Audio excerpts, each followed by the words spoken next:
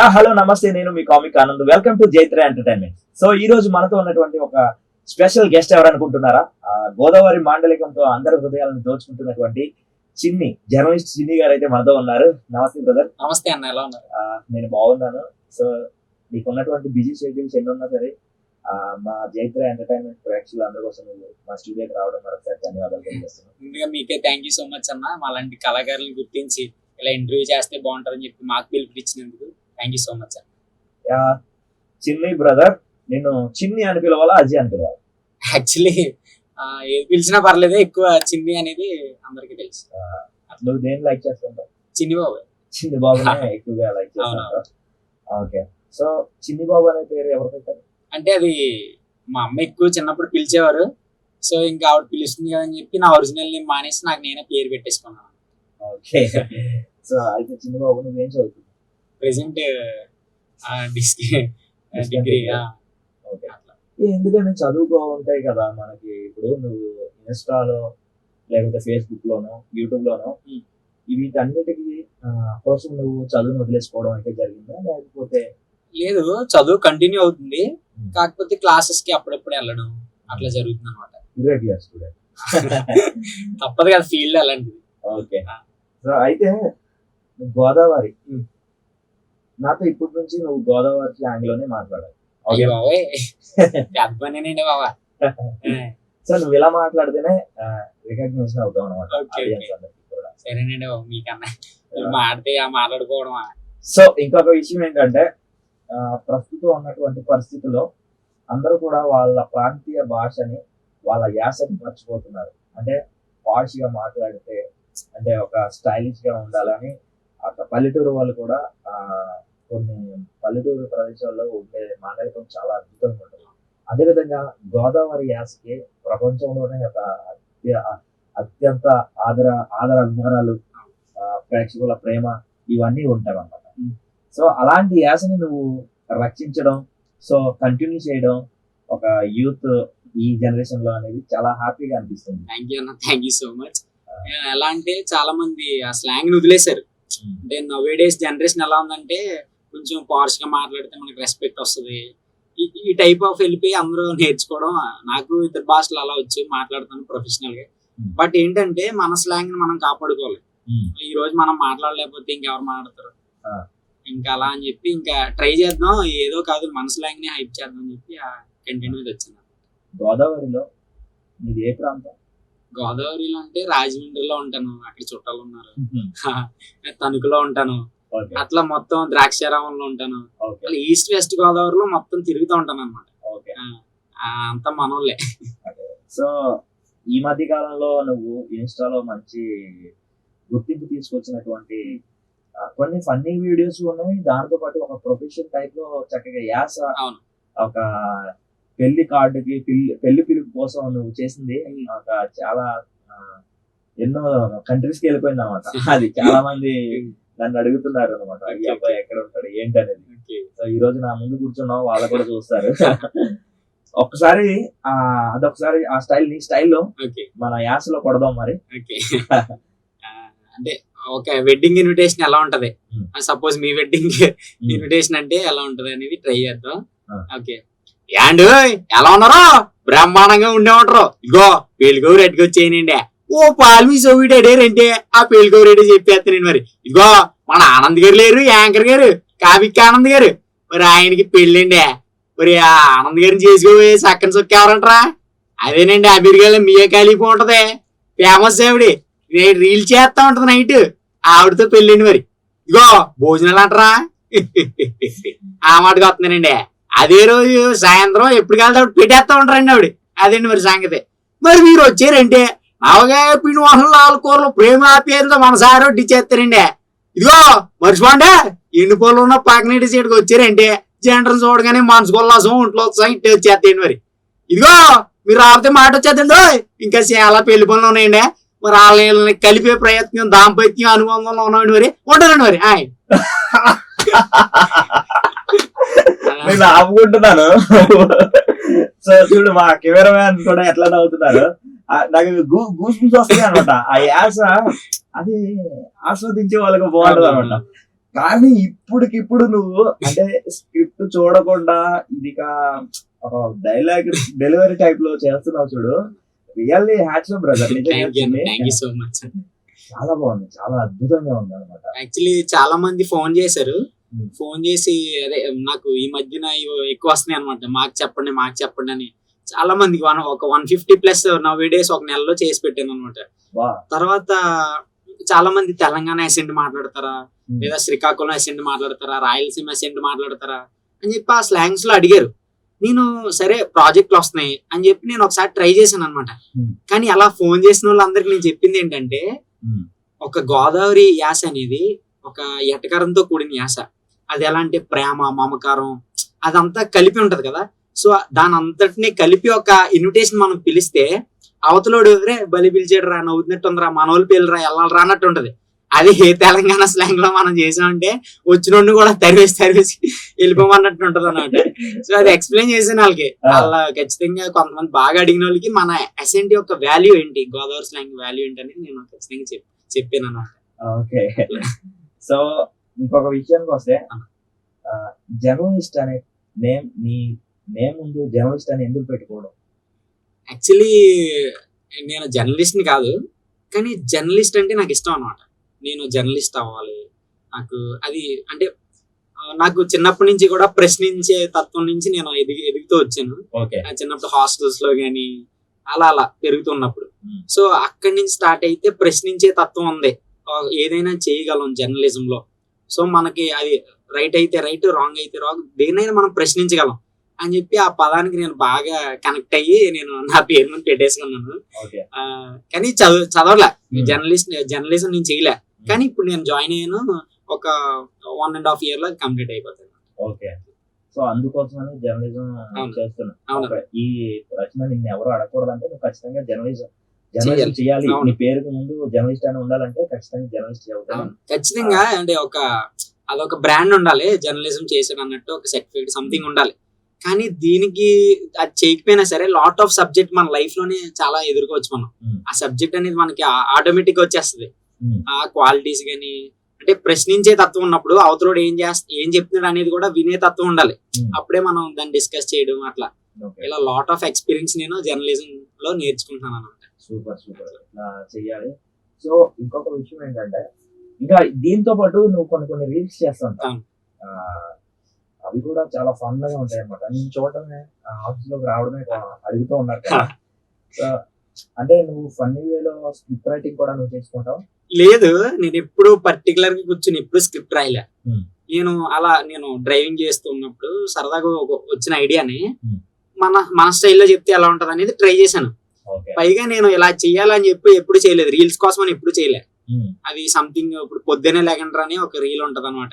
పొద్దునే లేకండ్రా భవిష్యత్తులో బాగుపడితే అని చెప్పి యాక్చువల్లీ అది మా తమ్ముడికి పబ్లిక్ ఎగ్జామ్స్ అయితే ఆ రోజు నేను పెట్టాను అనమాట. మార్నింగ్ అది లెగట్లేదని చెప్పి మా తమ్ముడికి వీడియో తీసి పొద్దునే లేకరా భవిష్యత్తు బాగుపడుతుంది, పొద్దున్న అయితే ఆ కిక్ ఏంటో తెలుసు నీకు అని చెప్పి అని మాట్లాడుతూ పెట్టాను అనమాట. పెడితే ఆడు చూసి ఇంకా పొద్దున్న లేకడం స్టార్ట్ చేయడు. మోటివేషన్ ఆడికి బాగానే పనికొచ్చింది. అంటే మోటివేషనల్ ఒక ఎమోషనల్ టైప్ లోనే లేదు. అవునవునవును, అది తీసుకుంటా. ఈ వేలో కూడా మోటివేషన్ తీసుకువెళ్ళొచ్చు అని నీ నుంచే చూస్తున్నాం అనమాట. సో ఒకసారి అది ఎలా, ఒకసారి ఎరా పొద్దునే లేకరా, పొద్దున్న లేస్తే భవిష్యత్తు బాగుపడుద్ది. ఊరే పొద్దున్న లేస్తే ఆ కిక్కేడో తెలుసా రే, పొద్దున్న లేడం నేర్చుకోరా, పొద్దున్న లేస్తే భవిష్యత్తులో ఎదుగుతావు, ముందు ఉంటావురా దేనికైనా, పొద్దున్నే లేగు అని చెప్పి. సూపర్ రియల్లీ హ్యాట్స్ అనమాట. చాలా బాగా మాట్లాడుతున్నావు. ఇంకొకటి ఏంటంటే, నువ్వు గోదావరిలో మాండలికాన్ని, యాసని ఇంత అద్భుతంగా మాట్లాడుతున్నావు కదా. సో నువ్వు ఇలా బాగా మాట్లాడుతున్నావు అని సపోర్ట్ చేసి నువ్వు ఇలా చేయడం కానీ నీకు ఎంకరేజ్ చేసిన అటువంటి వాళ్ళు ఎవరు? యాక్చువల్లీ ఈ టైప్ ఆఫ్ చేసినప్పుడు నాకు స్టార్టింగ్ లో ఎంకరేజర్స్ తక్కువ. తర్వాత నా వేన్ చూసిన వాళ్ళు కానీ, ఫాలోవర్స్ కానీ, తర్వాత నా స్నేహితులు, కాలేజ్ వాళ్ళు కానీ, వాళ్ళు స్టార్టింగ్ నాకు చాలా పుష్ ఇచ్చారు. మా టీచర్స్, ప్రిన్సిపల్స్ వీళ్ళందరూ కూడా సొంత డబ్బులు తీసి నాకు కాంపిటీషన్ కి పెట్టుకునే వాళ్ళు అనమాట. మా ప్రిన్సిపల్ గారు ఉండేవారు, అనిల్ కుమార్ గారు అని, వాళ్ళ సొంత డబ్బులతో నాకు కాంపిటీషన్ కి పంపించేవారు. సో అట్లా నేను అలా దాన్ని నేను అక్కడ గ్రాస్ప్ చేసుకుని ఇంకా ఆ పాయింట్ పట్టుకుని వెళ్ళేవాడిని. తర్వాత ఇప్పుడు ఎమ్మెల్యే గారు, తనకి ఎమ్మెల్యే గారు, అలా వీళ్ళందరూ కూడా సపోర్టర్స్ అయ్యారు ఇప్పుడు. అట్లా ఇట్లా బయట గుర్తుపడుతున్నారా? బయట గుర్తుపడుతున్నారు. యాక్చువల్లీ నిన్నే ఒక ఇన్సిడెంట్ జరిగింది అనమాట. ఇక్కడ దిల్సుఖ్ నగర్ లో ట్రెండ్స్ షాపింగ్ మాల్ ఉంది లెఫ్ట్ సైడ్. అక్కడికి వెళ్ళి షాపింగ్ చేసుకుంటూ వస్తున్నాను. బయటకు వస్తుంటే ఒక ఆడి కార్ లో ఒక ఆయన దిగాడు అనమాట, యంగ్స్టర్. ఒక ఆయన దిగి సడన్ గా నా దగ్గరికి వచ్చేసి, నేను చూస్తున్నాను ఆడి కారుని చూస్తున్నాను, ఆయన్ని చూస్తున్నాను. ఆయన ఇలా దిగి కారుని చూస్తున్నాను నార్మల్ బాగుందని చెప్పి. డోర్ తీసుకుని డైరెక్ట్ గా వచ్చేసి నా దగ్గరికి వచ్చి సెకండ్ ఇస్తున్నాడు అనమాట. ఇస్తుంటే ఇలా సెకండ్ అన్న చెప్పను అని చెప్పి నాకు షేక్ వచ్చేస్తుంది, ఇలా పట్టేసుకున్నాడు అని చెప్పి. తర్వాత ఒకసారి వెనక్కి చూసాడు, కంగారు పడితే వెనక్కి చూసి వాళ్ళ మిస్సెస్ ని పిలిచాడు అనమాట. సంథింగ్ ప్రియా మనకి వెడ్డింగ్ ఇన్విటేషన్ వాయిస్ ఇచ్చారు కదా ఈయన అని చెప్పి అన్నాడు అనమాట. నాకు ఇంకా షాక్ అనమాట. ఏంట్రా అన్న అసలు అలా దిగి వచ్చి మనకి చెప్పారు ఏంటని చెప్పి. అదొక ఇన్సిడెంట్ నాకు చాలా, అది లైఫ్ లో చాలా హ్యాపీగా అనిపించింది అనమాట. ఇంకొక విషయం ఏంటంటే, నేను కొన్ని స్ట్రైట్ గా అడుగుతాను అనమాట. అసలు నీకు ఏమాత్రం భాష మీద యాస మీద నీకు ఏమాత్రం అవగాహన ఉంది? అంటే నువ్వు మాట్లాడిందే యాస అనుకుంటున్నావా? నువ్వు చెప్పిందే ఆ రీతి అనుకుంటున్నావా? అంటే దీన్ని ఇప్పుడు సంస్కృతం కానివ్వండి, ఇవన్నీ తెలిసి ఉండాలి కొద్దిగా. యాస, ఈ ప్రాంతం యాస, కొన్ని యాసలో కూడా ఆ పాష్ మాట్లాడే మాటలు వచ్చేస్తాయి అనమాట. మరి దీన్ని తెలుసుకుంటున్నావా నువ్వు?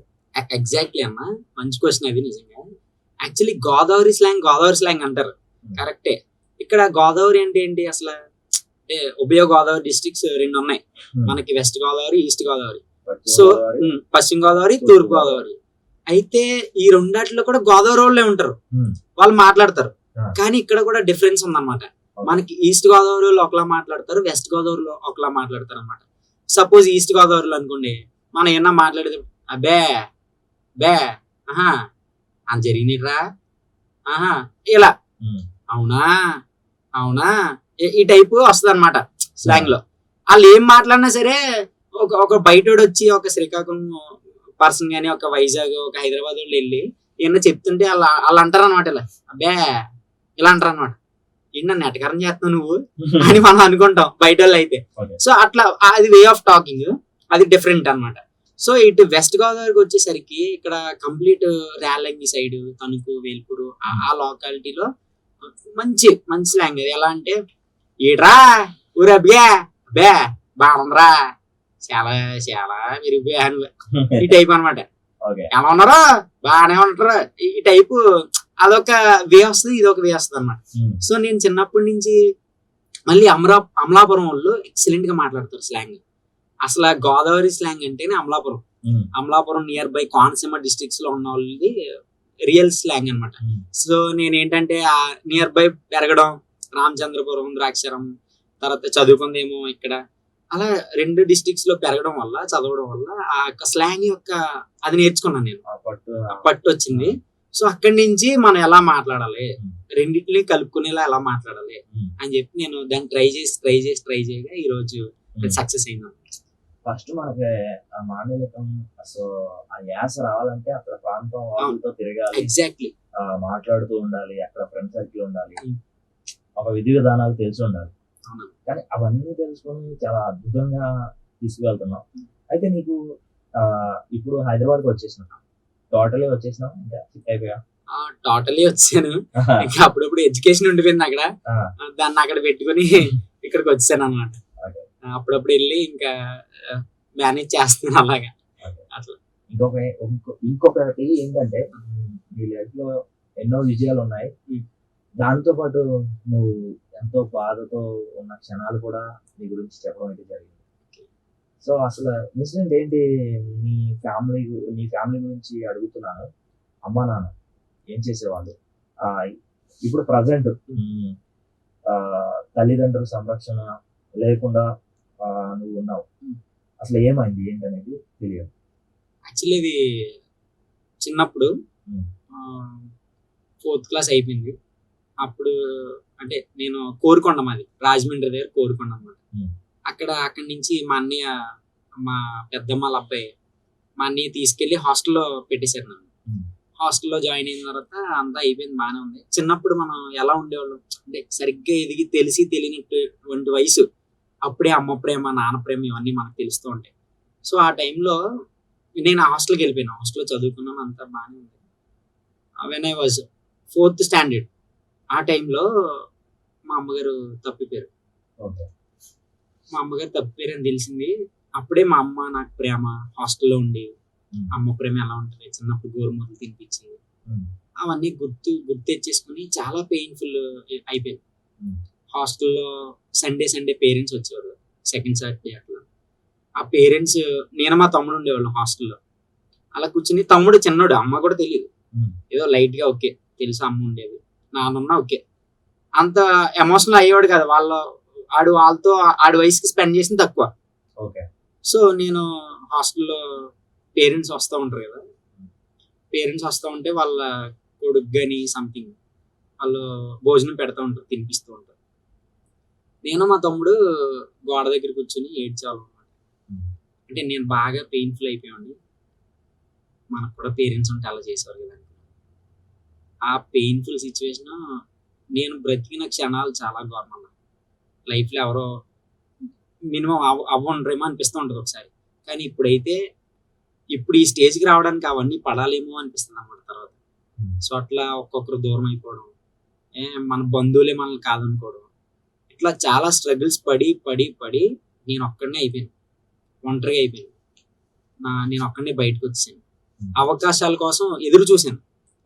అవకాశాల కోసం ఒక మ్యూజిక్ డైరెక్టర్ సాంగ్ మనకి చేస్తారేమో అని చెప్పి, సంథింగ్ ఒక యాక్టర్ మనకి ఏమన్నా చేస్తాడేమో అని చెప్పి వాళ్ళు వెనకాల తిరిగిన తప్ప, వాళ్ళు యూజ్ అండ్ త్రో వాడుకుని వదిలేసి ఆ టైప్ చేశారు.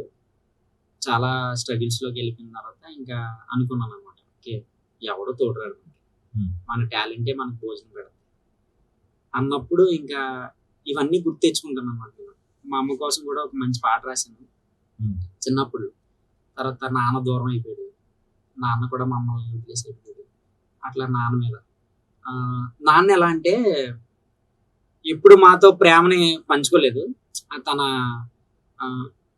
తను పెట్టాల్సిందంతా పెట్టేశాడు అన్నమాట, పెడుతూ ఉంటాడు కానీ ఎప్పుడు మనతో కలిపి సంతోషాన్ని పంచుకోలేడు నాన్న. సో అటువంటి పరిస్థితుల్లో నాన్న ఉండిపోయి మాకు దూరం అయిపోయాడు మళ్ళీ.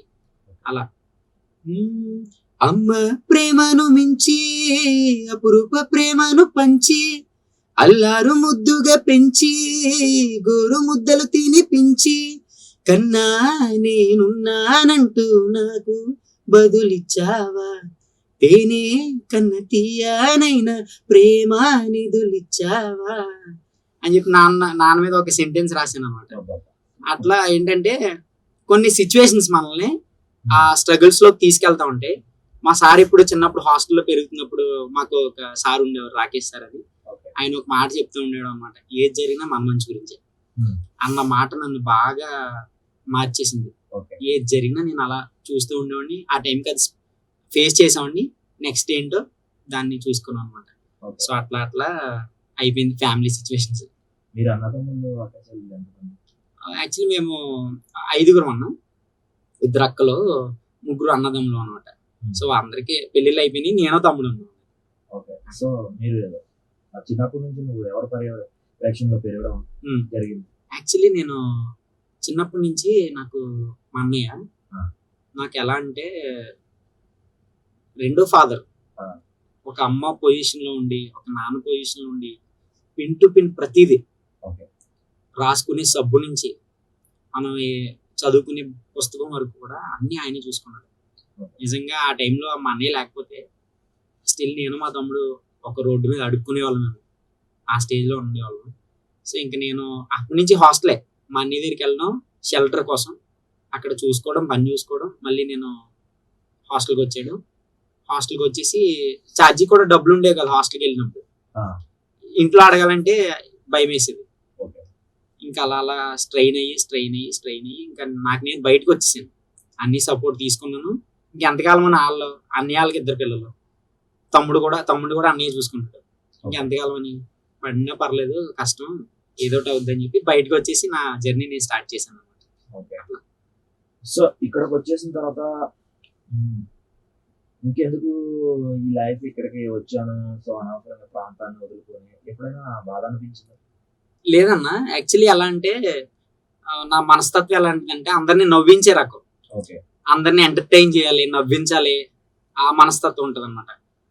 ఒకటి ఏంటంటే ఒకరిని ఏడిపించాలి, ఒకరిని బాధ పెట్టాలి, అని మనం యూజ్ చేసుకోవాలి అనుకున్నవాడు ఎప్పుడు లైఫ్ లో ఎదగలేడు, ఓకే ఆడు అక్కడ పడిపోతాడు. ఒకరిని మనం నవ్వించాలి, ఆడిని ఎంటర్టైన్ చేయాలి, ఆడికి ఏదోలా యూజ్ అవ్వాలి, ఒక రూపాయికి తీసి పెట్టకపోయినా ఏదో ఒకటి చేయాలనుకున్నవాడికి ఎక్కడైనా లైఫ్ ఉంటుంది. సో నేను మా ఆంధ్రాలో కూడా నేను మా గోదావరి జిల్లాలో మంచిగా బ్రతికాను.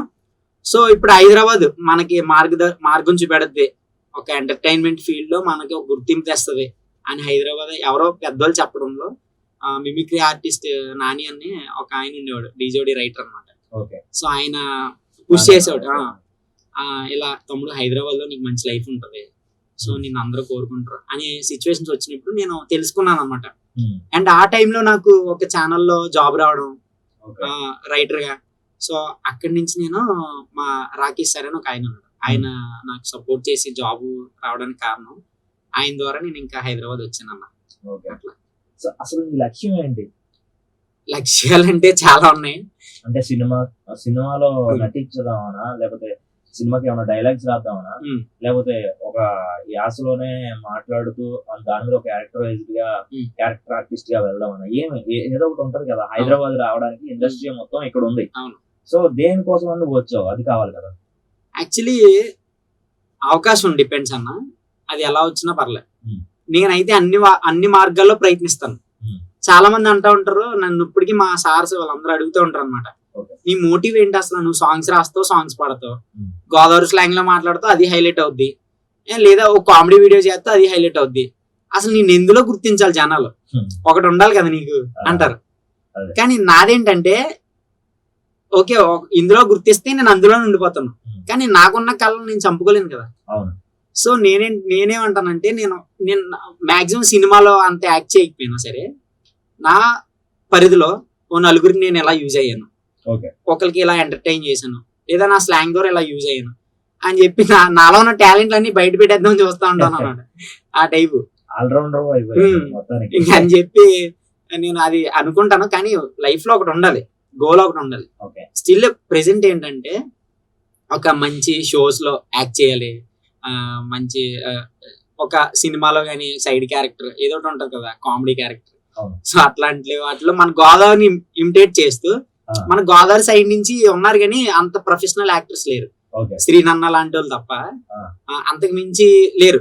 సో నేను వెళ్ళాలి ఖచ్చితంగా, మన స్లాంగ్ ని హైప్ చేయాలి అని చెప్పి ఆ మోటివ్ తో వచ్చాను అన్న హైదరాబాద్. ఓకే, అట్లా. సో మరి అవకాశాలు ఇప్పుడు ఫైనాన్షియల్ గా ఎలా అనిపిస్తుంది ఇక్కడికి వచ్చిన తర్వాత? ఫినాన్షియల్ గా చాలా బాగుందన్న. అంటే ఎలా అంటే నాకు బెస్ట్ సపోర్టర్ మా ఛానల్ ఎండి గారు రాఘవేంద్ర రెడ్డి గారు. ఆయన ఆల్వేస్ ఆయన సపోర్ట్ చేస్తూ నువ్వు ఏదో ఒకటి చేయి, నువ్వు ఏదో తప్పు చేసినా పర్లేదు, రాంగ్ చేసినా పర్లేదు, అదేంటంటే ఒక లెసన్ నేర్పుతుంది నీకు అని ఎప్పుడు ట్రై చేయమంటాడు ఆయన.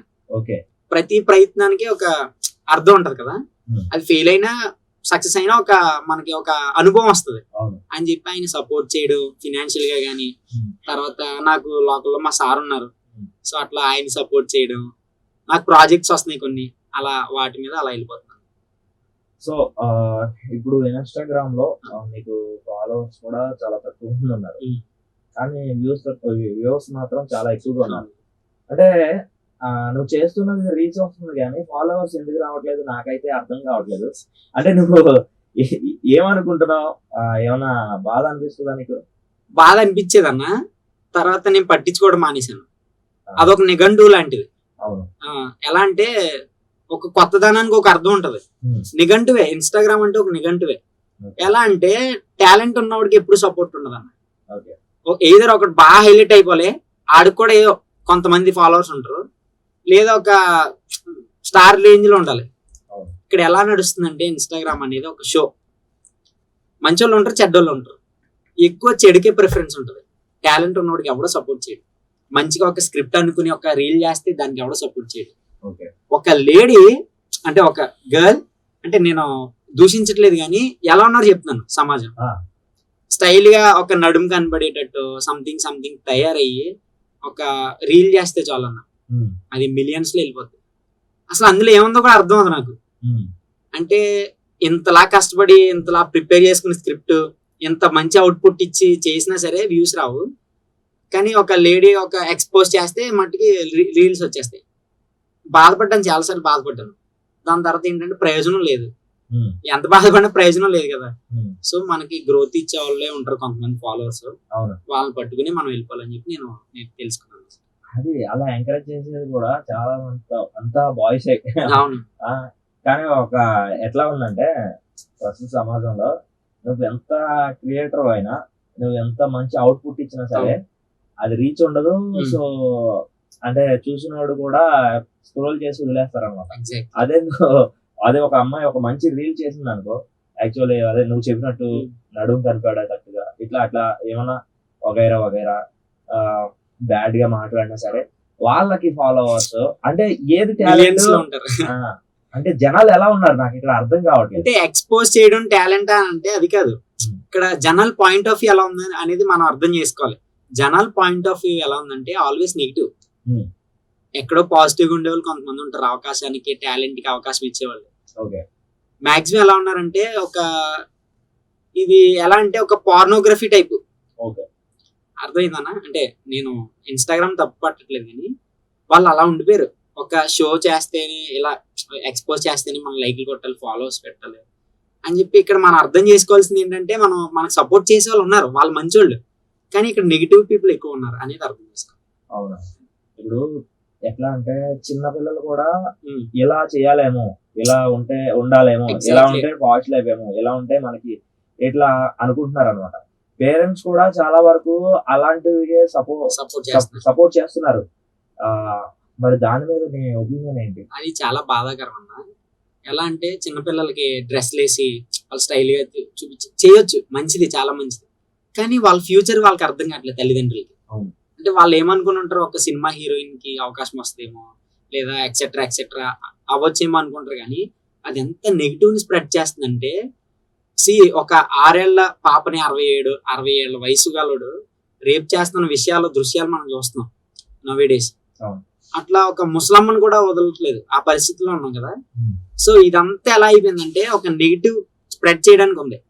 అదే ఆ చిన్నపిల్లలు లేడీస్ కానీ ఒక చిల్డ్రన్స్ స్టేజ్ లో ఉన్న వాళ్ళు కానీ ఒక మ్యూజిక్ ఇన్స్ట్రుమెంట్స్ నేర్చుకున్నాం, లేదా ఒక స్టైలిష్ యాంకరింగ్ నేర్చుకున్నాం, ఏదైనా డిఫరెంట్ టాలెంట్స్ ఉన్నాయి, కానీ పర్టికులర్ గా ఒక ఎక్స్పోజ్ చేయడం అనేది పెట్టుకున్నారు తల్లిదండ్రులు. అది దాన్ని చూసి చాలా ఇంకా ఎక్స్ప్లెయిన్ చేయలేదు, దాన్ని చాలా బాధ అవుతుంది దాన్ని చూసి. అట్లా. సో ఇంకొకటి ఏంటంటే ప్రాంతంలో ఉన్న వాళ్ళు కూడా ఇట్లా మాట్లాడినా సరే నువ్వు అలా మాట్లాడక అనే పేరెంట్స్ కూడా ఉన్నారనమాట. అంటే మన స్లాంగ్ ని, మన యాసని మనం రక్షించుకోవాలి. మనం అంటే ఇప్పుడు ఇంగ్లీష్ మీడియంస్ వచ్చిన తర్వాత పిల్లలు ఇలానే ఉండాలి, పాష్ గా ఉండాలి. ఆ పల్లెటూరులో కూడా ఇంగ్లీష్ మీడియం స్కూల్స్ వచ్చేసింది ఆటోమేటిక్ గా. డెవలపింగ్ ఏంటనేది ఉంది.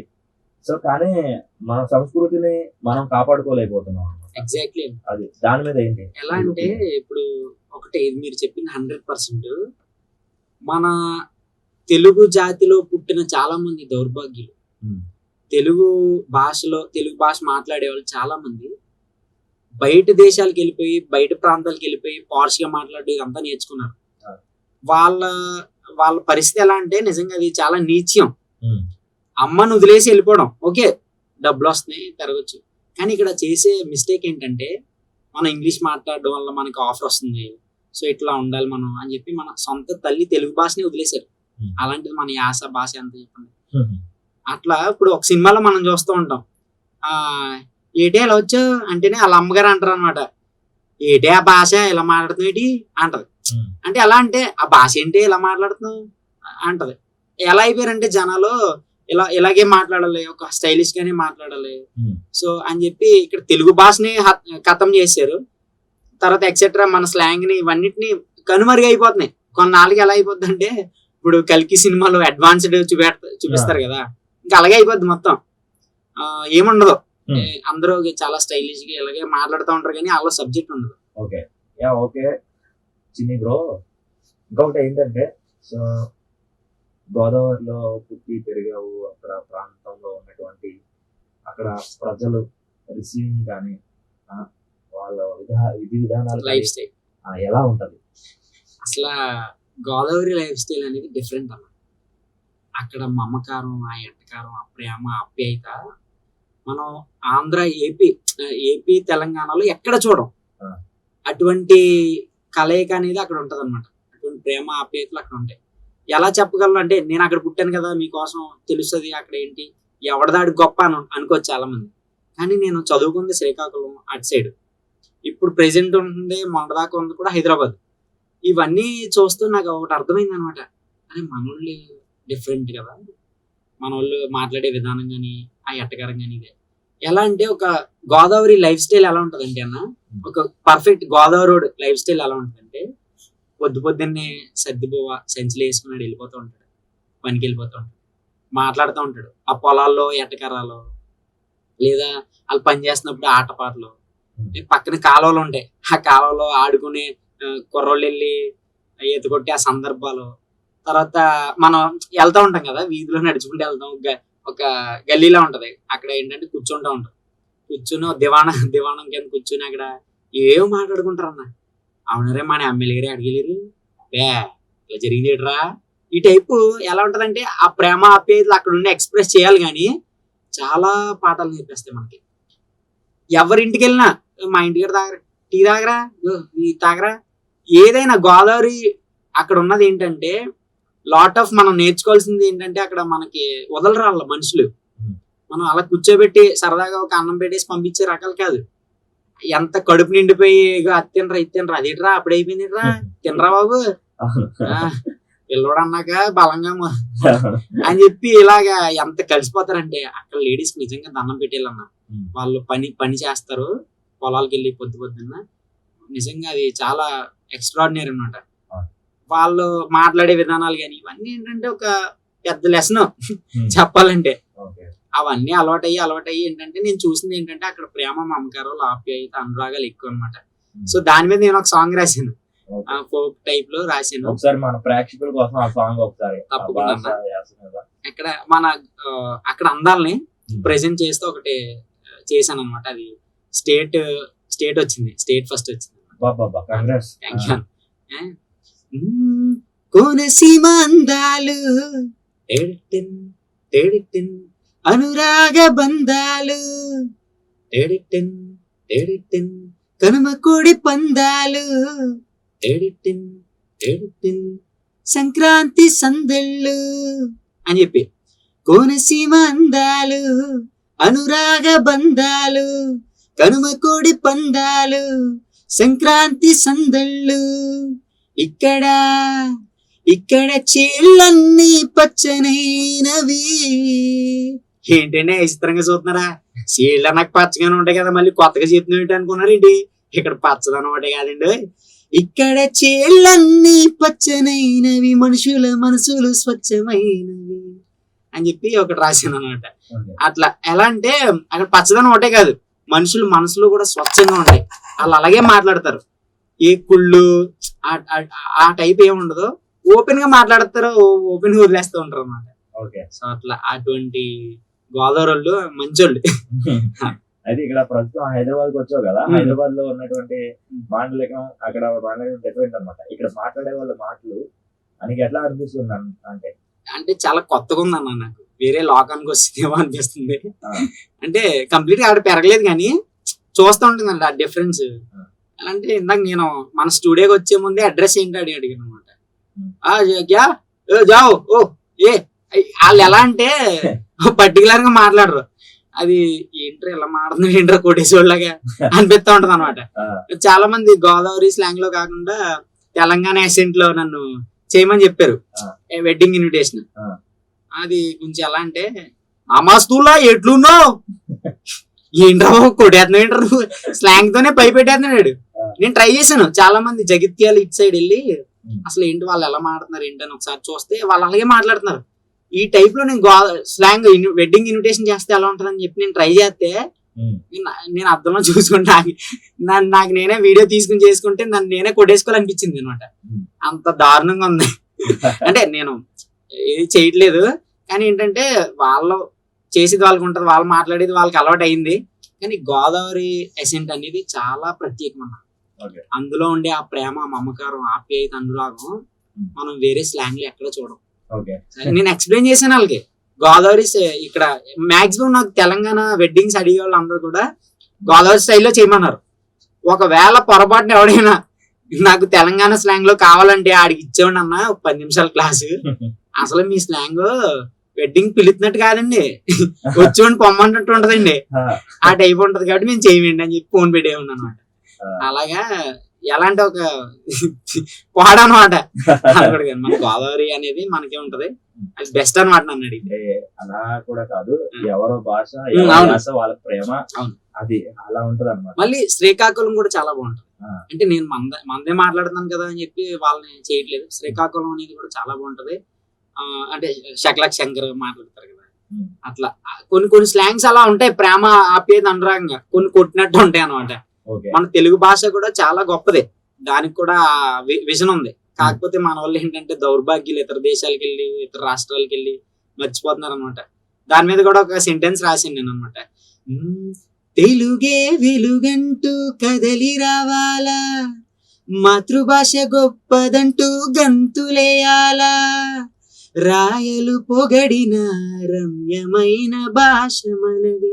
అంటే రాయలు పొగిడే అటువంటి కాలంలో ఆయన కన్నడ లాంగ్వేజ్ నుంచి, కన్నడ రాజు ఆయన, అక్కడి నుంచి వచ్చి ఇక్కడ చేస్తూ తెలుగే గొప్పదిరా బాబు, దేశ భాషలందు తెలుగు లెస్స అని చెప్పాడు ఆయన. అంటే వేరే భాష లేదు అలా, అంత గొప్ప భాష అని చెప్పి మన తెలుగు భాషని పొగిడాడు ఆయన.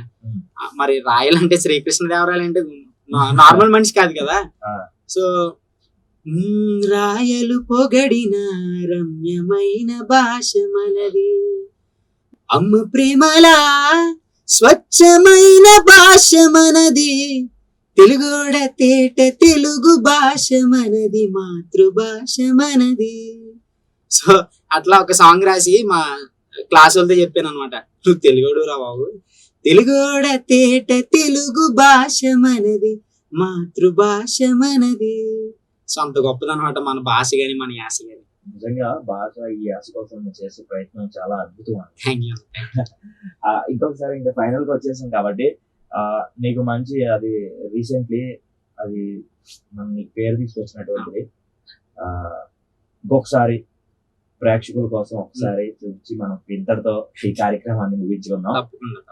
సో ఎందుకంటే ఒక ఫన్ ఉండాలి, దాన్ని అంతా కలగలిపి ఇప్పుడు ఈ కామిక్ ఆనందం మీద నువ్వు ఒకటి చదివితే ఎలా ఉంటది అనేది ఒకటి చెప్పాలి. తప్పకుండా.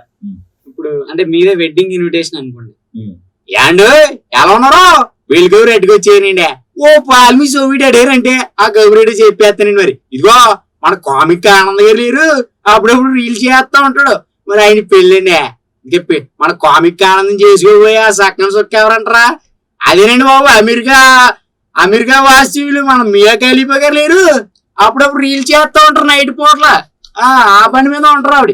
మరి ఆవిడతో పెళ్ళండి. మరి గో కుటుంబ విలువలు తెలిసిన మంచి అమ్మాయి, ఎప్పుడు సిరినో సిందించే గడుసు పిల్లండి, బాగా అందాలు కలిగినటువంటి మంచి పిల్లండి. మరి ఆ వీళ్ళిద్దరికే పెద్ద వివాహం ఇచ్చించారండి. మరి ఆ ట్రంప్ గారు మరి మన ఇండియా అధ్యక్షులు వీళ్ళందరూ కలిపి మరి మిక్సింగ్ చేయారండి. మరి పెళ్లి ఎప్పుడు అంటారా, రేపే. మరి మీరు వచ్చారంటే అవగాహన పిండి వనలు 4 కూరలు రాత్రి వీడియోలు ప్రేమ ఆప్యాయాలతో మనసారి రొట్టి ఇచ్చేస్తారండి. ఇదిగో మర్చిపోండి, ఎండు పనులు ఉన్న పాకినేటి సైడ్కి వచ్చారంటే జంటను చూడగానే మిక్సింగ్, మనసు కొల్లాసం ఒంట్లో వస్తాం ఇట్టే వచ్చేస్తాయండి. మరి ఇదిగో మీరు రాకపోతే మాట వచ్చేద్దండి, ఇంకా చాలా పెళ్లి పనులు ఉన్నాయండి, మరి ఇలా చాలా మిక్సింగ్ చేసి కలపాలి కదండి. మరి ఉంటుందండి. మరి రియల్ సూపర్, నిజంగా చాలా అద్భుతంగా మాట్లాడుతున్నాం. ఇలా నేను సక్సెస్ఫుల్ గా ముందుకు వెళ్ళాలి, ఇంకా ఎన్నో అవకాశాలు రావాలి, అందరికి ప్రజలందరికీ నీ గానం నీ గాత్రం కూడా తెలియాలి అని మనస్ఫూర్తిగా కోరుకుంటున్నాం. మరొకసారి చైత్ర ఎంటర్టైన్మెంట్స్ వచ్చినందుకు మీకు మరొకసారి ధన్యవాదాలు తెలియజేస్తాను. ముందుగా థ్యాంక్ యూ సో మచ్ అన్న, మీకే నేను చెప్పాలి. ఇలాంటి ఒక కళాకారిని గుర్తించి చైత్ర ఎంటర్టైన్మెంట్స్ ద్వారా ఆ ఛానల్ ద్వారా నన్ను ఇక్కడ దాకా తీసుకొచ్చే మంచి ఇంటర్వ్యూ చేశారు. సో దానికి చాలా థ్యాంక్స్. అండ్ ఎలా ఉన్నారో, ఇదిగో మన చైత్ర ఎంటర్టైన్మెంట్ ఛానల్ సబ్స్క్రైబ్ చేసుకున్నారంటే మనసు కొల్లాసం ఒంట్లో వస్తాయి ఇట్టే వచ్చేస్తుందండి. మరి ఉంటానండి. మరి థ్యాంక్ యూ అన్న, థ్యాంక్ యూ సో మచ్.